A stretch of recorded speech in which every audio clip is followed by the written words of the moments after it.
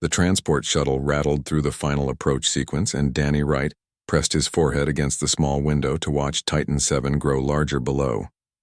3 months of paperwork, medical checks, and cultural briefings had led to this moment. He was about to become one of the first humans to serve in the Galactic Coalition Defense Force, and his stomach twisted with equal parts excitement and fear. The landing gear touched down with a heavy thump that echoed through the passenger bay.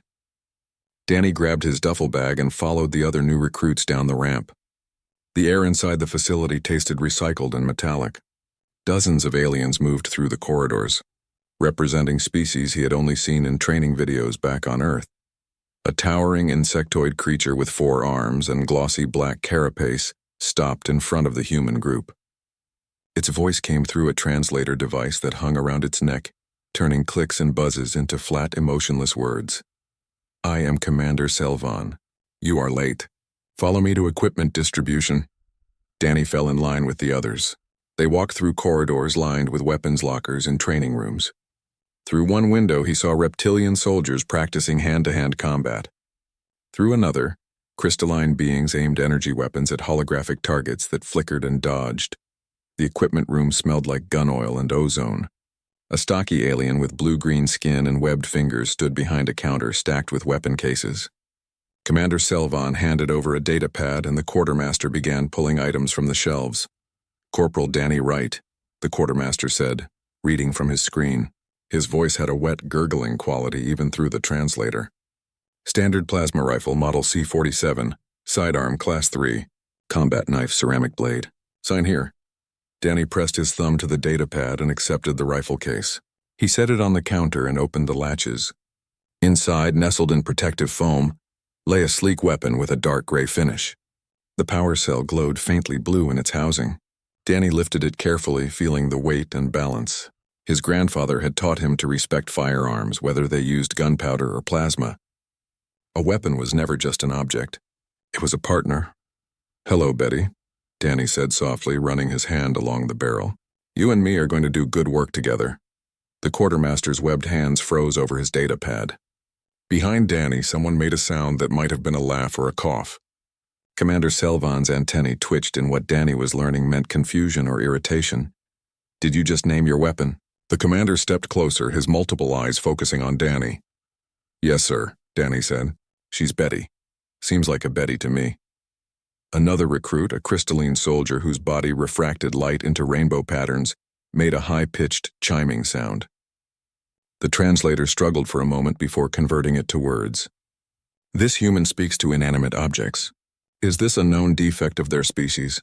Heat crept up Danny's neck, but he kept his voice steady. "It's not a defect. It's tradition. Where I come from, you name things that matter to you. My grandfather named his rifle Annie. My father called his service pistol Old Girl. I'm calling this one Betty." Commander Selvan's mandibles clicked together rapidly. "Weapons are tools, Corporal Wright. They are manufactured objects with specifications and serial numbers. They do not have identities. They do not require names. This emotional attachment demonstrates primitive thinking unsuited for modern warfare." "With respect, sir, I disagree," Danny said. "A weapon isn't just specs on paper. Each one has quirks. This Betty here, she's going to shoot a little different than the one my buddy gets. I need to know her, understand her, take care of her. Giving her a name helps me remember she's my responsibility." The crystalline soldier, whose name tag read Nim, chimed again. "Fascinating. The human believes it can form a relationship with a machine. Perhaps they are unable to distinguish between living beings and objects. This would explain much about their chaotic approach to technology." Several other aliens in the equipment room had stopped to watch. A few made sounds that the translators turned into laughter. Danny glanced at the other humans in his group. Private First Class Robert Chen clutched his own rifle case and wouldn't meet Danny's eyes. But Amy Rodriguez, a tall woman with close-cropped black hair, opened her case and lifted out her weapon. "Meet Daisy," she announced to the room. "She's going to put holes in targets so clean you could frame them." Another human, an older man named Pete Harris, pulled out his combat knife and tested the edge with his thumb. "This here is Old Reliable. 4th knife I've had with that name. Last 3 got me through some tight spots." Commander Selvan's translator emitted a sound like a sigh, though Danny suspected the actual meaning was more complex. "This is not acceptable. You will be assigned to Unit 7 for basic training. Your squad leader is Sergeant Feltok. He will teach you proper equipment protocols. Now move to Barracks Section 9. The walk to the barracks took them through a central courtyard where mixed species units were running drills. Danny watched a group working through a tactical scenario, coordinating between a floating gas-based life form, 2 of the insectoid Rothani, and a Tyranni like the quartermaster. Their movements were precise and efficient, like parts of a well-oiled machine. The barracks held 20 beds arranged in 2 rows. Danny's squad was already there. Besides Nim the crystalline krill, there were 3 Rothani, including their squad leader Sergeant Feltok, 2 Tyranni, and a being made of what looked like living metal, whose name Danny could not pronounce but whose translator offered the approximation grid. Sergeant Feltok had darker coloring than Commander Selvan, with deep brown plates instead of black. He stood at the front of the room, all forearms crossed over his thorax. "New humans," he announced. "I have read reports about your species. You are durable and adaptable, but you lack proper understanding of advanced warfare. This will change. Place your equipment in your assigned lockers. We begin combat drills in 1 hour." Danny found his locker and carefully stowed Betty inside after removing the power cell for safety. He could feel Nim watching him from across the room. "You actually intend to continue this naming practice," Nim said. It was not a question. "Yes," Danny replied. "I do. It is illogical. Weapons are replaced regularly. Attachments form to objects that are temporary. This leads to poor decision-making in combat situations." Danny closed his locker and turned to face the crystalline soldier. "Maybe.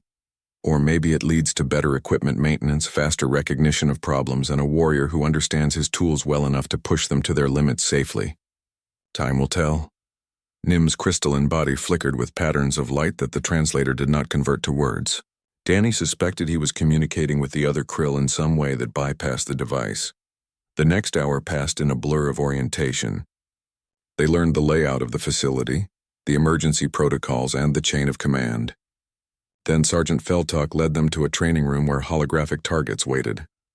"Basic marksmanship evaluation," Feltok announced. "We will assess your baseline abilities. Nim, you first." The krill soldier moved to the firing line with mechanical precision. He raised his plasma caster, a different model than the rifles the humans carried, and fired 5 shots in rapid succession. All 5 hit the center mass of the holographic target. No wasted movement, no hesitation. Perfect form. Danny went 4th in the rotation. He stepped to the line and loaded a training power cell into Betty. The rifle hummed to life, the charging coil warming under his palm. He brought it to his shoulder, feeling for the right position, adjusting his grip slightly. "Take your time, girl," he murmured. "Let's show them what we can do." He fired. The first shot hit center mass. The second and third clustered tight. He adjusted for a slight pull to the right that he felt in the weapon's recoil pattern, something subtle that the specs probably said should not exist, but that Betty was telling him was there. The 4th and 5th shots landed dead center. Sergeant Feltok examined the results on his data pad. "Acceptable performance. However, Corporal Wright, you will refrain from speaking to your weapon during training exercises. It is distracting to other soldiers." "Yes, Sergeant," Danny said, but he did not agree to stop talking to Betty. He would just do it more quietly. That night, after the final drill, Danny lay in his bunk and thought about his grandfather. The old man had served in 3 wars and lived to tell about it. He had taught Danny that a weapon was only as good as the person behind it, and the person behind it was only as good as their relationship with their tools. The galaxy might laugh at humans for naming their guns, but Danny knew something they had not learned yet. When the shooting started, when everything went wrong, when equipment failed and plans collapsed, the soldiers who survived were the ones who knew their weapons like old friends. Betty might just be metal and circuits to everyone else, but to Danny, she was the partner who would keep him alive. And that was worth any amount of mockery. 3 weeks had passed since Danny arrived at Titan 7, and the training schedule left little time for sleep. Every morning began with physical conditioning that pushed humans and aliens alike to their limits. Afternoons meant tactical drills, weapons training, and classroom sessions on coalition military doctrine. Evenings were for equipment maintenance and whatever rest they could grab. Danny sat cross-legged on his bunk with Betty disassembled on a cleaning mat in front of him. The parts were laid out in precise order. each component gleaming under the harsh barracks lights. He had already cleaned the barrel, checked the power cell housing, and inspected the firing mechanism. Now he was adjusting the trigger sensitivity, using a micro tool to make changes so small that most soldiers would never notice the difference. Nim approached from his own bunk, his crystalline feet making soft clicking sounds on the metal floor. "You are maintaining your weapon again. This is the 4th time this week. Regulation requires maintenance every 10 days. "I know," Danny said, not looking up from his work, "but Betty needs more attention than that. She runs hot after extended firing. The cooling coils need extra care, and the sight alignment drifts if I don't check it regularly." "The weapon specifications indicate it does not run hot," Nim said. "You are imagining problems that do not exist." Danny finally looked up at the krill soldier. "Come here. I want to show you something." Nim hesitated, then moved closer. Danny pointed to the cooling coil assembly. "See this discoloration here? That's not in the specs, right? But it's real. Betty works harder than she should because I push her during training. This tells me I need to clean this part more often and maybe adjust my firing rate when things get intense. Or you could simply requisition a replacement weapon," Nim said. "One that functions within normal parameters." "But then I would have to learn a new rifle," Danny explained. "I would have to discover all its quirks again. Right now I know Betty. I know she pulls slightly right at ranges over 200 meters. I know her trigger breaks clean at exactly 3.2 pounds of pressure. I know the sound she makes when the power cell is down to 20% charge. A new rifle would not be better. It would just be different, and different means dangerous when I am in a fight." Nim's body flickered with patterns of colored light. "This philosophy is inefficient. Weapons should be standardized. Soldiers should be able to use any weapon without attachment." Danny started reassembling Betty, his hands moving with practiced confidence. "Maybe, but answer me this. When your plasma caster malfunctioned during that drill last week, what did you do?" The lights in Nim's crystalline structure dimmed slightly. "I reported it to the armory and received a replacement." "And how long did it take you to qualify with the replacement?" 2 days, Nim admitted. "The sighting system was calibrated differently." "Right," Danny said. "Now imagine if that malfunction had happened during a real fight. 2 days could mean the difference between living and dying. But if you knew your original caster well enough, you might have noticed it was about to fail. You might have felt something wrong in how it fired or heard a sound that should not be there."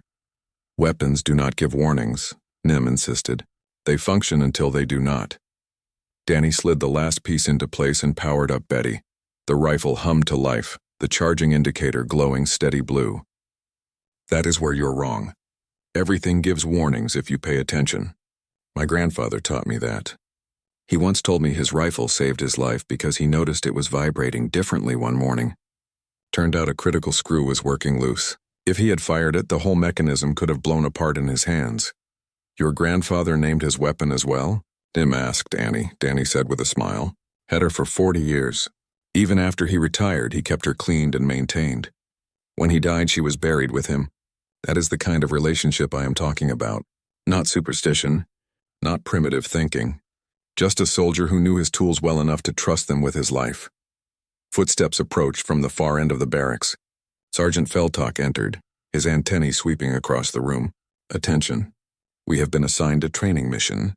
Tomorrow at dawn, we deploy to the surface for a 5-day survival exercise. You will each carry your primary weapon, 1 sidearm, and standard field equipment. The scenario will simulate being cut off from supply lines in hostile territory." Excited murmurs rippled through the squad. This would be their first extended field exercise, a chance to prove themselves as a cohesive unit. "Get rest," Feltok ordered. "We depart at 0500 hours. After the sergeant left, Danny carefully stored Betty in his locker. He noticed Amy Rodriguez doing the same with Daisy, speaking softly to her rifle as she secured it. Across the room, Pete Harris was sharpening Old Reliable, the combat knife that had survived 3 predecessors with the same name. The next morning came fast. They assembled in the armory before dawn, drawing ammunition and ration packs. The Titan 7 surface was a frozen wasteland of methane ice and rocky outcrops, barely habitable even with environmental suits. They would be dropped in a remote area and have to navigate back to base while completing objectives and avoiding simulated enemy contacts. The dropship ride down was rough. Turbulence from Titan VII's thick atmosphere shook the craft and Danny gripped Betty tighter. When they landed, the cold hit them immediately despite their suits. The temperature outside was negative 170 degrees Celsius. Move out, Feltok commanded. First objective is 15 kilometers north. Stay alert. The training system will generate random encounters. They hiked across the frozen landscape in a standard formation. The humans struggled with the cold more than the other species, but they pushed through. Danny kept Betty ready, scanning for threats even though he knew this was just training. 6 hours into the exercise, the first encounter hit them. Holographic enemy soldiers appeared from behind ice formations, their weapons firing simulation rounds that registered as hits on their suit sensors. The squad scattered and returned fire. Danny found cover behind a boulder and brought Betty to his shoulder. He fired in controlled bursts, dropping one hologram, then another. The rifle felt perfect in his hands, responding to his intent as much as his physical input. Reloading, Amy called out from his left. A holographic enemy rushed her position. Danny pivoted and took the shot, his round catching the projection center mass. Thanks, Amy called back. Daisy and Betty make a good team, Danny replied. The fight ended after 3 minutes. Sergeant Feltok checked the results on his tactical display. Acceptable performance. 3 simulated casualties on our side. The humans performed adequately despite environmental disadvantages. They continued north, completing objectives and fighting through ambushes. On the second day, during a particularly intense encounter, Nim's weapon overheated.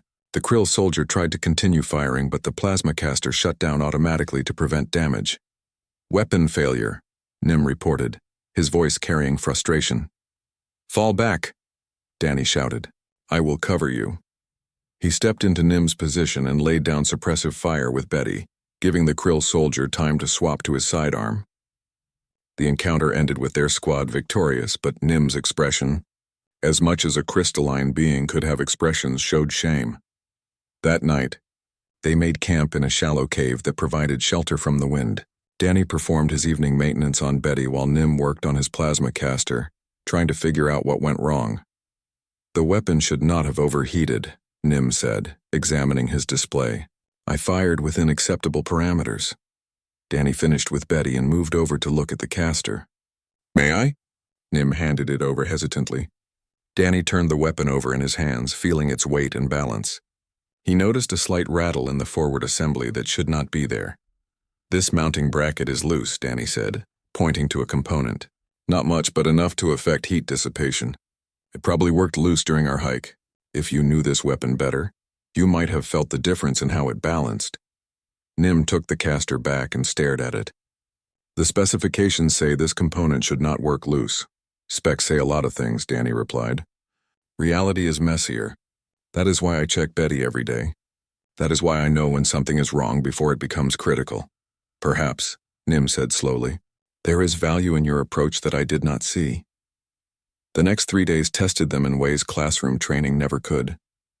They faced equipment failures, navigation challenges, and complex tactical scenarios. The humans continued their habit of talking to their weapons, especially during high-stress moments. The other species began to notice that human equipment failures were rare, and when problems did arise, the humans caught them early. On the final day, as they hiked back toward the extraction point, Technical Officer Bryn, one of the Tyranni in their squad, fell into step beside Danny. I have been monitoring equipment performance during this exercise, Bryn said in his gurgling voice. I used passive sensors to track all weapon systems. Your rifle, the one you call Betty, is performing 3% above factory specifications. This should not be possible. Why not? Danny asked. Because weapons degrade with use, not improve, Bryn explained. Yet your accuracy, power output, and heat management are all better than when you received the weapon. How do you explain this? Danny thought about it as they climbed over a ridge of ice. I adjusted the trigger sensitivity to match my pull. I recalibrated the sights for my eye position and shooting stance. I cleaned the power coils more often than required, which improved efficiency. I learned that Betty runs hot, so I adjusted my firing pattern to prevent overheating. None of these things are in the manual, but they make her better for me. You customized a military weapon, Bryn said. This violates standardization protocols. Does it matter if it performs better? Danny asked. Bryn's webbed hands gestured in a way that might have indicated uncertainty. I will need to consider this question. They reached the extraction point as the sun set behind Saturn's rings, painting the sky in shades of orange and gold. The dropship descended through the atmosphere, and Sergeant Feltok ordered them to board. As Danny settled into his seat with Betty across his lap, he saw Nim watching him from across the passenger bay. The Krill soldier held his plasma caster differently now, with more care, as if he was beginning to see it as something more than just a tool. The galaxy might not understand yet why humans named their weapons, but Danny could see the first cracks forming in their certainty. Time and experience would do the rest. Betty had proven herself during the exercise, and in proving herself, she had proven him right. A weapon was only as good as the warrior who wielded it, and a warrior was only as good as their relationship with their tools. The alarm shrieked through the barracks at 0300 hours, dragging Danny from a dream about home. Red emergency lights bathed everything in crimson as soldiers scrambled from their bunks. This was not a drill. The tone was different, urgent in a way that training alerts never were. Gear up, Sergeant Feltok shouted over the noise. This is a live deployment. We have 15 minutes to reach the armory. Move. Danny pulled on his combat suit with practiced speed, his fingers working the seals automatically. He grabbed Betty from his locker, checked the power cell by habit, and joined the rush of bodies heading for the armory. Around him, soldiers from a dozen different species armed themselves and checked equipment. Commander Selvan met them in the briefing room. A holographic display floated above the central table, showing a small mining colony on an asteroid designated LV-229. The colony sent a distress signal 1 hour ago, Selvan explained, his antennae rigid with tension. Pirates are raiding the settlement. Intelligence suggested they would flee when military forces arrived, but the raid is still in progress.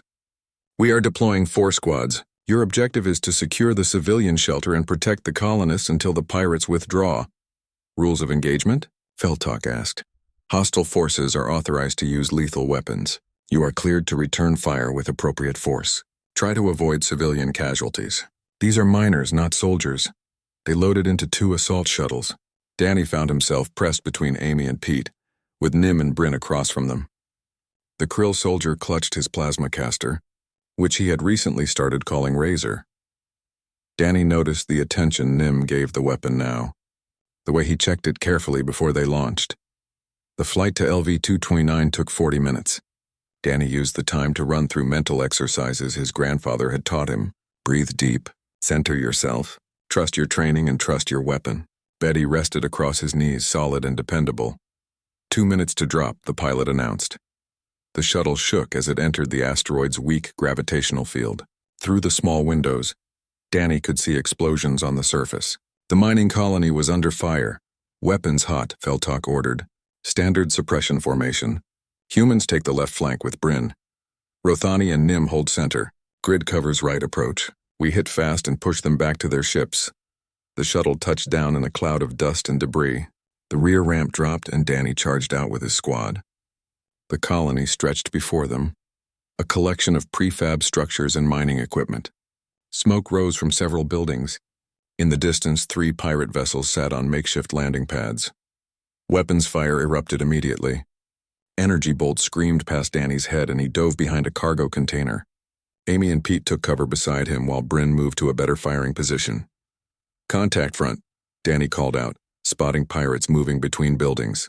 He brought Betty to his shoulder and acquired his first target. A being in mismatched armor was raising a weapon toward Bryn's exposed position. Danny fired. The plasma bolt struck true and the pirate went down. Easy girl, he muttered to Betty.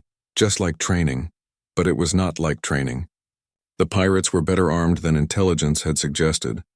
They had heavy weapons, shield generators, and military-grade armor. This was supposed to be a simple suppression operation, but it was turning into a real fight. Advancing, Feltok ordered. The squad moved forward in a coordinated rush, using cover and suppressive fire to close the distance. Danny worked with Amy, their rifles providing overlapping fields of fire. When one reloaded, the other covered. They reached the civilian shelter, a reinforced bunker at the colony's center. The door was sealed, which meant the miners had made it to safety. Now the squad just had to hold the position. Defensive perimeter, Feltok commanded. They will try to break through to the colonists. Do not let them. The pirates regrouped and attacked in force. Danny found himself in a sustained firefight that drained his power cells and tested every skill he had learned. Betty grew hot in his hands from continuous fire, but he knew her limits. He adjusted his rate of fire, letting the cooling systems catch up. "Danny, right side," Amy shouted. He pivoted and saw 3 pirates rushing their position. He dropped the first with a clean shot, but the second had a shield that absorbed his next 2 bolts. The pirate kept coming, firing as he charged. "Shield tech," Danny called out. "Concentrated fire." He and Amy both focused on the shielded pirate. Their combined fire overwhelmed the protective field, and it collapsed in a shower of sparks. The pirate went down. The third raider tried to retreat, but Pete caught him with Daisy. Across the battlefield, Nim was in trouble. His position came under heavy fire from a squad of pirates with a mobile cannon. The Krill soldier returned fire with Razor, but he was pinned down and taking damage to his cover. "Nim needs help," Bryn called out. Danny made a decision. He broke from cover and sprinted across open ground, drawing fire away from Nim. Bolts sizzled past him, close enough to feel the heat through his suit. He slid into cover beside Nim just as the Krill's position was about to be overrun. "Thanks," Nim said, his translator barely audible over the weapon's fire. "Razor holding up?" Danny asked, checking Betty's charge level. "Yes," Nim replied. "I noticed it was overheating. I adjusted my firing pattern like you taught me." "Good," Danny said. "Now let us take out that cannon." They coordinated their attack. Nim drew the cannon's attention with sustained fire while Danny flanked left. He found an angle on the crew operating the heavy weapon and took the shot. His first bolt struck the gunner. His second hit the loader. The cannon fell silent. The pirate attack broke apart after that. Without their heavy weapons and with casualties mounting, they retreated to their ships. The squad advanced cautiously, clearing the area and making sure no raiders remained hidden. "Cease fire," Feldtalk ordered as the pirate vessels lifted off and accelerated away. "Secure the perimeter. Check for wounded." Danny lowered Betty and took his first full breath in what felt like hours.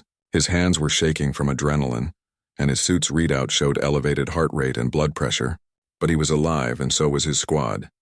He immediately began checking Betty. The barrel was hot enough to glow faintly, and the cooling coils were working at maximum capacity. He ran his hands over the weapon, feeling for damage or stress points. "You did good, girl," he said quietly. "Real good. We will get you cooled down and cleaned up." Amy walked over, Daisy slung across her back. "That was intense." "Yeah," Danny agreed. "Different than training." Daisy ran hot near the end. "I was worried she might overheat, but I felt it coming and slowed down. Just like you said, the weapon tells you what it needs if you are paying attention." Nim approached them, carrying Razor carefully. The Krill soldier had taken some hits to his armor, but he was functional. "You saved my position." "My weapon failed me. I should have noticed the overheating sooner." "But you did notice it," Danny pointed out. "You adjusted and kept fighting. That is what matters. Razor did not fail you. You worked together?" "Perhaps," Nim said. His crystalline body flickered with contemplative patterns. "I froze when my weapon began to malfunction. I did not know what to do. You have always said that knowing your weapon helps you understand when something is wrong. Today I learned you were correct. I panicked because I realized I did not truly know Razor. I thought I did, but I only knew the specifications, not the weapon itself." Commander Selvin arrived to inspect the site. He examined the battlefield, reviewed the combat footage from their suit cameras, and interviewed each squad member. When he reached Danny, his antennae swept forward in what might have been respect. "You broke formation to assist Nim," Selvin stated. "Yes, sir," Danny replied. His position was about to be overrun. This was reckless. You could have been killed. "With respect, sir, if Nim died, the whole squad's position would have collapsed. It was a calculated risk." Selvan's mandibles clicked softly. "I have been reviewing your squad's performance over the past weeks. I noticed that human equipment failure rates are significantly lower than standard. I also noticed that those who train with you have begun to show similar improvements. This is statistically improbable.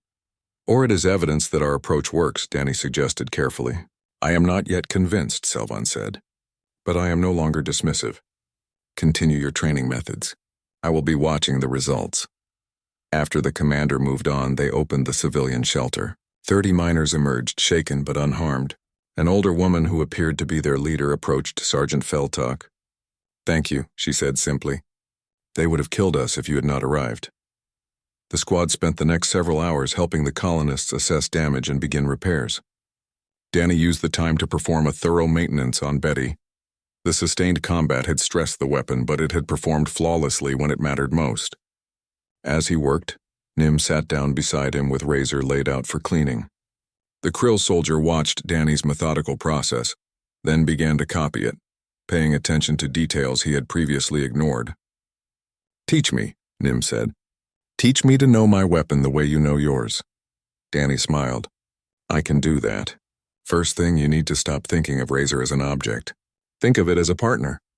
When you shoot, you and Razor are working together. When you maintain it, you're taking care of a friend who takes care of you." "This is difficult for my species to understand," Neem admitted. "We value logic and efficiency. Emotion is considered a weakness." "It is not about emotion," Danny explained. "It is about attention and awareness. When you name something, when you treat it as important, you pay closer attention to it. You notice small changes. You learn its rhythms. That knowledge keeps you alive." They worked in silence for a while, cleaning and checking their weapons. Around them, the rest of the squad did the same. Danny noticed that even the Rothani soldiers were being more careful with their equipment, taking extra time to inspect and maintain it. The flight back to Titan 7 was quieter than the ride out. Combat had a way of making soldiers thoughtful. Danny sat with Betty across his lap, his hand resting on the rifle's frame. She had kept him alive today. She had performed perfectly under pressure, and she would be ready to do it again tomorrow or the next day or whenever he needed her. That was the promise a warrior made to their weapon, and the weapon made back. "Take care of me, and I will take care of you. Know me, and I will never let you down." It was a simple philosophy, but Danny was beginning to see it spread through the squad. The galaxy had laughed at humans naming their guns, but after today, some of that laughter had turned to curiosity. The firing range on Titan 7 stretched for 2 kilometers underground, protected from the moon's harsh surface conditions by layers of reinforced metal and rock. Danny stood at lane 12 with Nim beside him, both facing downrange targets that flickered and moved unpredictably. It was 2 weeks after the LV-229 raid, and the Krill soldier had requested private training sessions to learn what he called the human approach to weapons. "Ready position," Danny instructed. "Now before you aim, I want you to feel Razor in your hands. Not just hold it, feel it. Notice its weight. Notice how it balances. Is it different than yesterday?" Nim raised his plasma caster and stood silent for a moment. The crystalline being's internal lights pulsed in rhythmic patterns. "It feels heavier toward the muzzle today." "Good," Danny said. "That means you are actually paying attention." "Why might it feel heavier?" "I cleaned the forward cooling assembly last night. Perhaps I did not seal it properly and moisture has accumulated." "Check it," Danny said. Nim activated a diagnostic function built into his weapon. Numbers scrolled across a small display. "You are correct. There is 0.03 grams of condensation in the cooling chamber. This should not affect performance." "But you noticed it," Danny pointed out. "A month ago you would have fired without knowing. In combat, that condensation could freeze and cause a catastrophic failure. Now you can fix it before it becomes a problem." They cleared the weapons and moved to a maintenance table. Nim carefully disassembled the forward section of Razor and used compressed air to remove the moisture. As he worked, his movements were different than before. More deliberate, more aware. "This practice requires significant time investment," Nim observed. "I spend 40% more time on equipment maintenance than regulation requires." "And in exchange?" Danny prompted. "My accuracy has improved by 18%. My weapon failure rate is 0 over the past 2 weeks. And I feel more confident in combat." Nim's translator hesitated, as if struggling with the next word. "I trust Razor now." This is not a logical statement, but it is accurate. "Trust is logical when it is earned," Danny said. "Razor earns your trust by working properly. You earn Razor's trust by maintaining it properly. That is the relationship." Footsteps echoed through the range. Technical Officer Bryn approached, his webbed feet slapping softly on the metal floor. The Tyranni carried his standard plasma pistol, which he had started calling Whisper after watching the humans and Nim. "May I join your training?" Bryn asked. "I wish to understand this philosophy better." "Sure," Danny said. "Grab a lane." Soon they had 6 squad members working together, practicing not just marksmanship but weapon awareness. Danny moved between them, offering guidance and corrections. He noticed that Grid, the metallic being, had difficulty with the concept at first because his species interfaced with technology differently than biological creatures. "I do not hold my weapon," Grid explained, his voice like grinding gears even through the translator. "I connect to it. My nervous system links with its computer core. We become one system." "That is even better," Danny said. "You already have the connection. You just need to pay attention to what it is telling you. When you fire, do you feel anything unusual? Any hesitation or roughness in the connection?" Grid fell silent, his metallic body still. Then he fired a shot downrange, another, a third. "Yes, there is a delay. 0.004 seconds between my firing command and the weapon's response. I assumed this was normal." "It might be," Danny admitted. "Or it might be early warning of a failing component. Check your weapon's computer core. Run a full diagnostic." They spent an hour working on Grid's weapon, eventually discovering that a data buffer was filling with corrupted packets. Not enough to cause failure yet, but trending that direction. Grid replaced the component and tested again. The delay vanished. "I would not have found this for another month," Grid said. "By then it might have failed during combat. You have given me a method to prevent equipment failure before it occurs." "That is exactly right," Danny said. "This is not superstition or emotion. It is preventive maintenance through awareness." Over the following weeks, the practice spread through other squads. Soldiers who had mocked the humans for naming their weapons now quietly did the same. Some chose names. Others simply developed routines of careful attention and maintenance. The important part was not the name itself, but the mindset it represented. Commander Selvan called Danny to his office one afternoon. The Rathani officer sat behind a desk covered in data pads and holographic displays. His antennae tracked Danny as he entered. "Sit, Corporal Wright." Danny sat, unsure if he was in trouble or being praised. With Selvan, it could go either way. "I have been analyzing equipment failure rates across the base," Selvan began. "Units that have adopted your maintenance practices show a 47% reduction in weapons malfunctions. Accuracy scores are up by an average of 14%. These are significant improvements." "Yes, sir," Danny said carefully.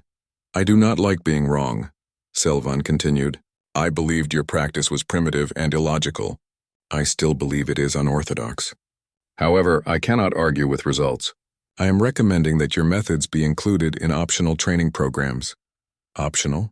Danny asked. "Yes, this approach requires individual investment. It cannot be mandated. A soldier who resents the extra work will not gain the benefits. It must be chosen freely." Selvan's mandibles clicked softly. "I also admit that I have begun practicing it myself. I named my sidearm Victor after an old battle I survived. It felt foolish at first. Now it feels appropriate." Danny tried not to smile. "I am glad it is working for you, sir. Do not let it go to your head, Corporal. You are still a junior soldier with much to learn, but in this one area, you have taught us something valuable. The Coalition Defense Force is stronger for it." That evening, Danny organized a training session in the barracks common area. 20 soldiers from various species attended, all wanting to learn more about the human philosophy. He stood at the front of the room with Betty displayed on a table. "This is not magic," Danny began. "It is not about human superiority or special abilities. Any species can do this. All you need is attention, care, and respect for your tools." He spent 2 hours teaching them about maintenance routines, about learning to feel when something was wrong, about developing an intuitive understanding of their weapons. He shared stories his grandfather had told him about soldiers throughout human history, who survived because they knew their weapons like old friends. A swordsmith in ancient Japan would name each blade, Danny explained. A fighter pilot would paint names on their aircraft. A sniper would know every scratch and dent on their rifle. This tradition exists because it works. It creates a bond between warrior and weapon that makes both more effective. A young Rathani soldier raised one of her 4 hands. "What if my weapon is damaged beyond repair? What if I must replace it?" "Then you honor what it taught you and you begin again with a new partner," Danny said. "My grandfather had 5 rifles over his career. Each one was named. Each one was cared for. When one broke or wore out, he thanked it for its service and moved on. The name might change, but the practice continues." After the session ended, soldiers lingered to talk with Danny and examine Betty more closely. They asked about specific maintenance techniques, about how to develop sensitivity to weapon performance, about what to look for during daily checks. Nim approached after most of the others had left. You have become a teacher. This is a significant responsibility. I'm just sharing what I know, Danny said. No, Nim corrected. You are changing military culture across multiple species. This will spread beyond Titan 7. Other bases will hear about these results and adopt the practices. In 10 years, the entire Coalition Defense Force may approach weapons differently because of what you started here. Danny had not thought about it that way. He just wanted to help his squad stay alive. But Nim was right. Ideas had momentum. Once they proved useful, they spread. I hope so, Danny said quietly. Because every soldier who knows their weapon better is a soldier more likely to come home alive. That is worth any amount of effort. The next morning brought a surprise. Sergeant Feltok assembled the squad and announced they were being transferred to a forward operating base near the contested zone, where coalition and hostile forces skirmished regularly. It was a promotion in responsibility and a recognition of their improved performance. We leave in 3 days, Feltok said. This will be more dangerous than Titan 7. The enemy is organized and well-equipped. Make sure your weapons are in perfect condition. Your lives will depend on them. Danny spent those 3 days in intensive preparation. He stripped Betty down to individual components and rebuilt her completely. He checked every seal, every connection, every alignment. He test-fired her at various ranges and conditions. He made minute adjustments until she performed flawlessly. Around him, the rest of the squad did the same with their weapons. Nim worked on Razor with the same attention to detail. Amy pampered Daisy like a beloved pet. Even the Rathani soldiers, who had been the most skeptical, now maintained their weapons with ritualistic care. On their last evening at Titan 7, the squad gathered in the barracks. Someone suggested they each talk about their weapons, share what they had learned. It started awkwardly, with soldiers unused to speaking about such things publicly. But Danny went first, talking about Betty, about how she pulled slightly right at long range, how she ran hot during sustained fire, how her charging indicator flickered at exactly 20% power remaining. He talked about her like a friend, because that was what she had become. Others followed. Nim described Razor's quirks and personality. Bryn explained how Whisper had a distinctive hum that changed pitch when the power cell needed replacing. Grid detailed the rhythm of data flowing between himself and his weapon, how he had learned to detect anomalies before they became failures. By the end of the night, they were not just a squad. They were a family of warriors who understood that survival depended not just on firepower and tactics, but on the relationships they built with the tools that kept them alive. The galaxy had laughed at humans naming their guns, but the laughter had stopped. Now they were learning. Now they were asking to be taught. And Danny realized that his grandfather's wisdom was not just human wisdom. It was warrior wisdom, universal and timeless, waiting to be rediscovered by every generation and every species. As he packed his gear for the transfer, Danny whispered to Betty one more time, "New assignment tomorrow, girl. Tougher than what we have done before.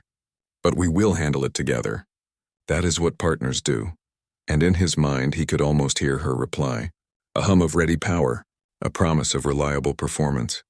A pledge from tool to warrior that had echoed through every war humans had ever fought, now spreading to the stars.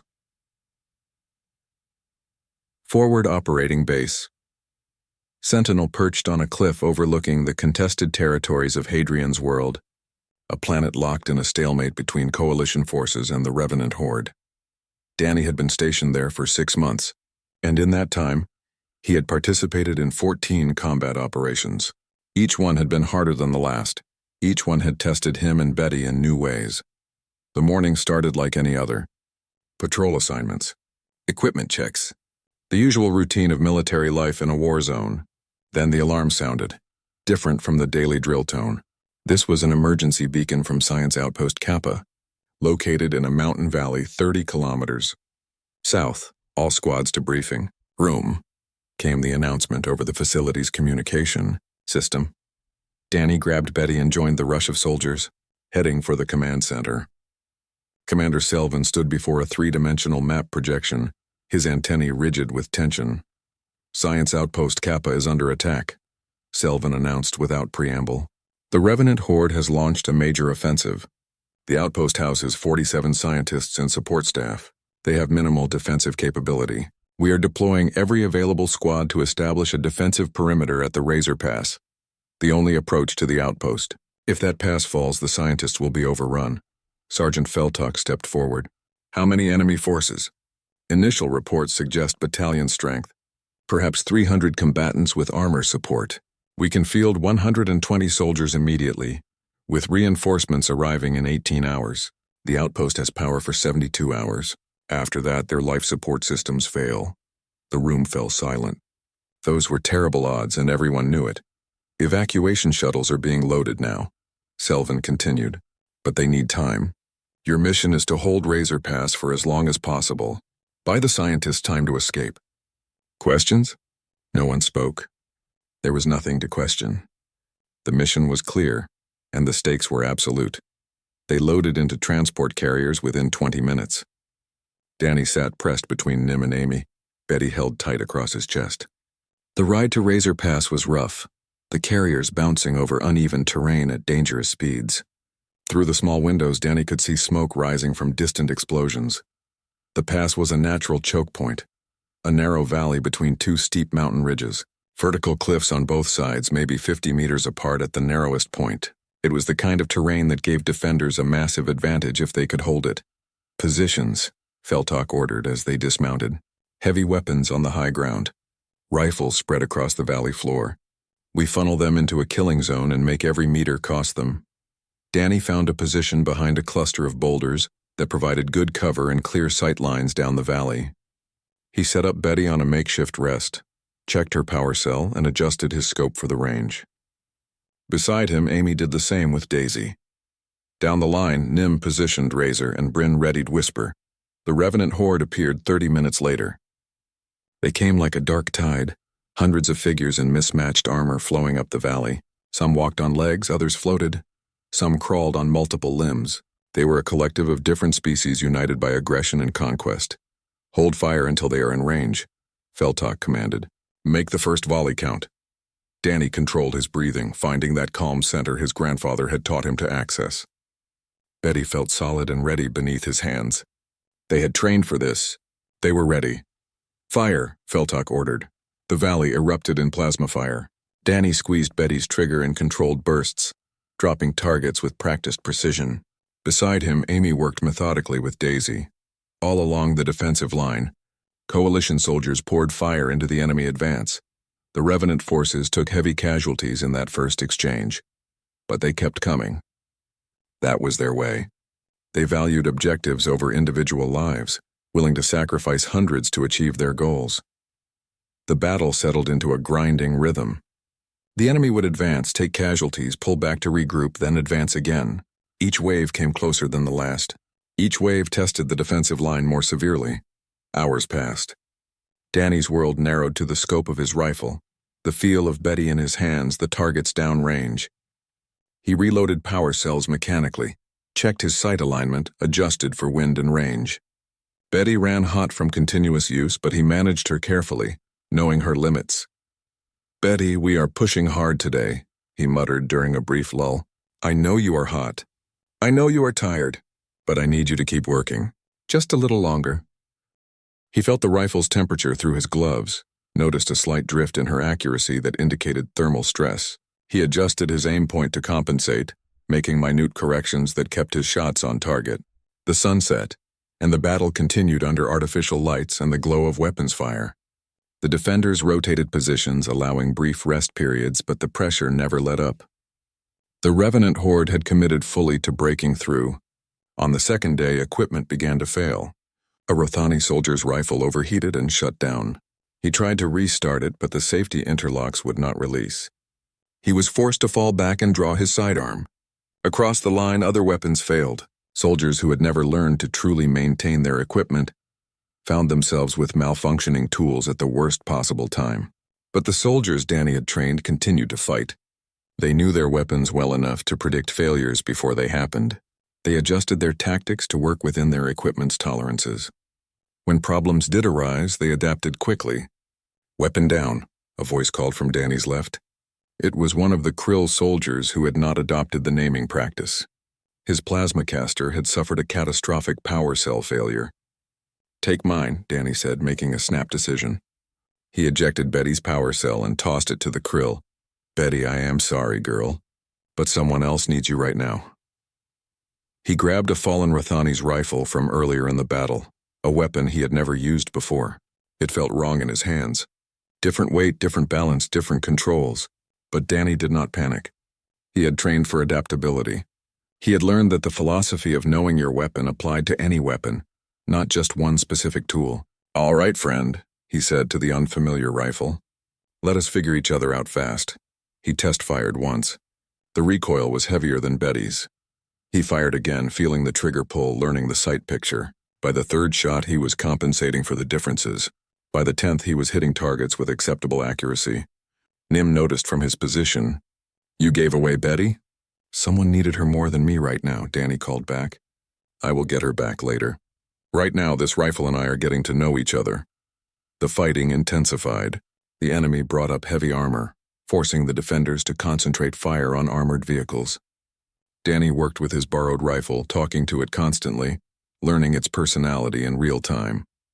It pulled left instead of right. It had a rougher trigger. The power indicator was less accurate, but it fired, and that was what mattered. On the third day, exhaustion set in. Soldiers fought through fatigue and dwindling supplies. The Revenant Horde had taken massive casualties, but they kept coming. Fresh waves replaced fallen fighters. The Coalition forces had no such luxury. "Evacuation is 90% complete," Selvan reported over the communications network. "The last shuttle departs in 2 hours.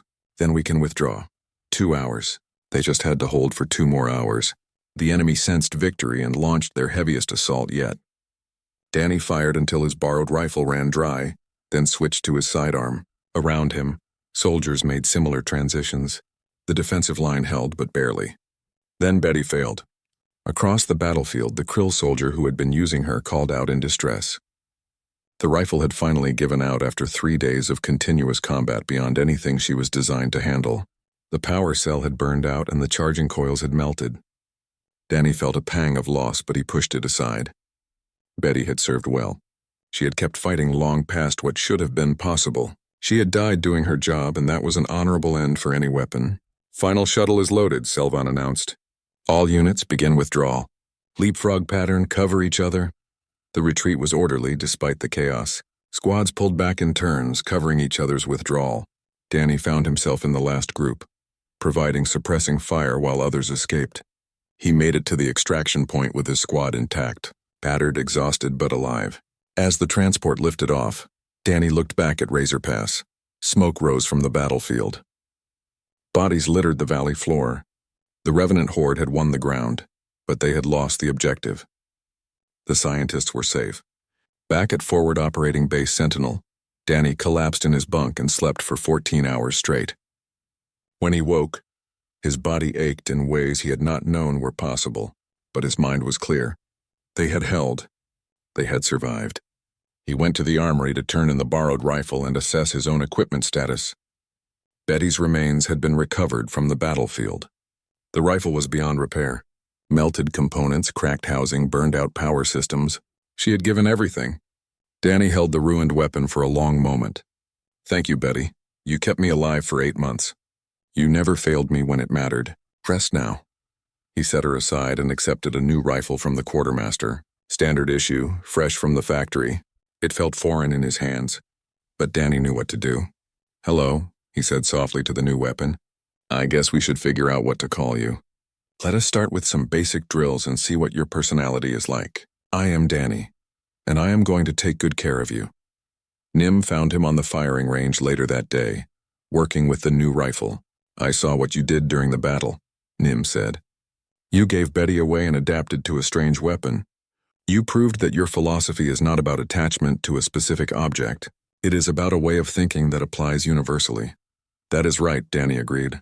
"Betty taught me how to think about weapons. Now I can apply those lessons to any tool. That is the real value of the practice. Not the name itself, but the mindset it creates." The Krill soldier who used Betty in those final hours, he said she saved his life. He said he could feel her fighting to stay operational long past her limits. He believed she had a spirit that refused to quit. Danny smiled sadly. Maybe she did. Or maybe she was just well-maintained and pushed to her absolute limits. Either way, she did her job. That is all any weapon can do. Word of the Battle of Razor Pass spread through the Coalition Defense Force. Reports highlighted how soldiers who practiced the human maintenance philosophy had significantly lower equipment failure rates during the 3-day fight. Units that had mocked the practice began requesting training. Commanders started recommending it to their troops. The galaxy had laughed at humans naming their guns, but after Razor Pass, no one was laughing anymore. They were learning. They were adapting, and they were surviving because of it.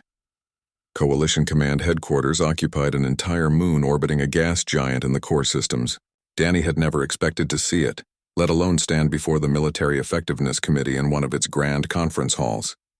But 6 months after Razor Pass, here he was, wearing dress uniform and trying not to feel overwhelmed by the weight of attention focused on him. The committee consisted of representatives from 20 different species, all senior military officials who shaped policy across the entire Coalition Defense Force. They sat in a semicircle around the presentation floor, their various forms of body language uniformly serious. Commander Selvan stood at the podium, presenting data on holographic displays that floated in the air. The evidence is conclusive. Units that have adopted human weapon maintenance practices show a 34% reduction in equipment failures under combat conditions. Accuracy improvements average 28%. Most significantly, soldiers trained in these methods demonstrate 47% better adaptation when forced to use unfamiliar weapons. A Krill representative, whose crystalline structure was shot through with veins of gold indicating advanced age, spoke up. These numbers are impressive, but they contradict established doctrine. Our military has spent centuries optimizing equipment and training for maximum efficiency. How can a simple practice of naming weapons produce such dramatic results? Because it is not about the names, Selvan replied. I invite Corporal Danny Wright to explain. He developed this approach and has trained over 300 soldiers in the past year. Danny walked to the presentation area, his new rifle, which he had named Grace, secured across his back. He had spent days preparing for this moment, but standing before the committee was different than he imagined. Thank you for the opportunity to speak, Danny began. I want to start by saying this is not a human innovation. This is ancient warrior wisdom that exists in many cultures across many species. We just happen to preserve it more actively. He activated a display showing images from human history. Swords with names, ships christened before launch, aircraft decorated with personal art, rifles maintained with religious care. These traditions existed because they worked. They created a relationship between warrior and tool that improved performance. But weapons are objects, the Krill representative insisted. They have no consciousness, no spirit. How can a relationship exist? The relationship exists in the warrior's mind, Danny explained. When you name a weapon, you commit to knowing it completely. You pay attention to how it performs. You notice small changes that indicate developing problems. You maintain it better because you have invested identity in it. He pulled Grace from his back and held her up. This is Grace. She is 4 months old. She has a slight bias to the left at extreme range. Her charging indicator flickers at 18% power instead of the specified 20. Her trigger pull is 0.2 pounds heavier than standard. These are not defects. This is her personality. I know these things because I pay attention. If something changes, I will notice immediately. That early warning can prevent equipment failure in combat. A Tyranni admiral raised a webbed hand. What about the standardization of equipment? If every soldier customizes their weapon, maintenance becomes impossible. I am not advocating major modifications, Danny clarified. I am advocating awareness. Most of what I teach is learning to feel and understand the weapon you have. The minor adjustments I make are within tolerance specifications. They do not compromise standardization. They optimize the weapon for my specific use pattern. Another committee member, a floating being whose species Danny did not recognize, spoke through a translator. Your commander mentioned that you demonstrated exceptional adaptability at Razor Pass, using an unfamiliar weapon effectively after yours failed. How does weapon naming contribute to adaptability? Logic suggests the opposite. This was the key question, the one Danny had anticipated. Naming a weapon is practice for knowing any weapon. When I talk to Grace, I am training myself to pay attention. That attention transfers to other tools. At Razor Pass, I picked up a Rathani rifle I had never used before, but I had trained myself to quickly assess weapon characteristics, learn trigger feel, understand recoil patterns. I adapted in minutes because I had practiced the skill of weapon awareness for years. He paused, looking around the room. The name is not magic. It is a tool for developing mindfulness. Some soldiers name their weapons, others do not, but they practice the same careful attention. What matters is the relationship, not the label. Commander Selvon stepped forward again. I was skeptical of this practice initially. I considered it primitive superstition, but after observing results across multiple combat operations, I cannot deny its effectiveness. Soldiers who understand their weapons perform better. Units that adopt this philosophy have lower casualty rates. The data supports widespread implementation. Widespread implementation cannot be mandated, Danny interjected. That would defeat the purpose. This practice requires personal choice. A soldier who resents the extra maintenance time will not gain the benefits. It must be voluntary, supported but not forced. The committee members conferred among themselves, their various forms of communication creating a symphony of sounds and lights. Finally, the Krill representative spoke again. We have reviewed the combat footage from Razor Pass extensively. We have studied equipment failure reports. We have interviewed hundreds of soldiers. The evidence is compelling, even if the methodology seems unorthodox to my species. I propose we authorize optional training programs and weapon awareness practices to be offered across all coalition facilities. Corporal Wright will be promoted to the rank of weapons training specialist and assigned to develop curriculum. The vote was unanimous. Danny felt the weight of responsibility settle on his shoulders. This was bigger than he had imagined. He was going to teach the entire Coalition Defense Force. The next 6 months transformed Danny's life. He traveled to bases across Coalition space, teaching classes on weapon maintenance and awareness. He trained instructors who would train others. He developed manuals and training videos. He answered thousands of questions from soldiers representing dozens of species. Some species adapted to the philosophy easily. Others struggled with concepts that seemed foreign to their thinking. But slowly, steadily, the practice spread. Firing ranges filled with soldiers naming weapons, checking equipment with new attention, developing relationships with their tools. Danny found himself at a training facility on the Rim Worlds one afternoon, teaching a class of new recruits. 40 soldiers from 8 different species sat before him, each holding their newly issued weapons. This is not about human superiority, Danny explained, repeating words he had spoken hundreds of times. Any species can do this. All it requires is attention, care, and respect. Your weapon will keep you alive if you keep it operational. That is the fundamental bargain. A young Tyranny in the front row raised her hand. Should I name my weapon? Everyone says humans name their weapons, but I am not human. Is it appropriate? Do what feels right to you, Danny said. Some soldiers name their weapons. Others do not, but still practice careful maintenance. My grandfather told me the name is less important than the commitment it represents. If naming helps you remember to pay attention, do it. If not, find another way that works for you. The Tyranny nodded and looked down at her plasma pistol. She held it carefully, feeling its weight. Then so quietly Danny almost missed it, she whispered, "Hello, Swift." Danny smiled. That was how it started. One soldier at a time, one weapon at a time, one relationship at a time. After the class, Nim found him in the instructor's lounge. The Krill soldier had been promoted to sergeant, and now helped teach the weapon awareness courses. I have been analyzing long-term data, Nim said, his translator converting his chiming voice. Coalition-wide equipment failure rates have dropped by 19% over the past year. Accuracy scores are up across all branches. Casualty rates in contested zones have decreased measurably. Your practice is changing military outcomes. It is not my practice, Danny corrected. It is warrior wisdom that has existed for thousands of years. I just helped people remember it. Perhaps, Nim allowed, but you were the catalyst. You proved it worked. You convinced skeptics like me. That required courage and conviction. They walked through the facility together, observing classes in progress. In one room, a Rothani instructor taught equipment maintenance. In another, soldiers practiced rapid weapon assessment drills. In a third, a mixed species unit discussed their weapons like old friends, sharing stories and experiences. Do you still miss Betty? Nim asked. Every day, Danny admitted.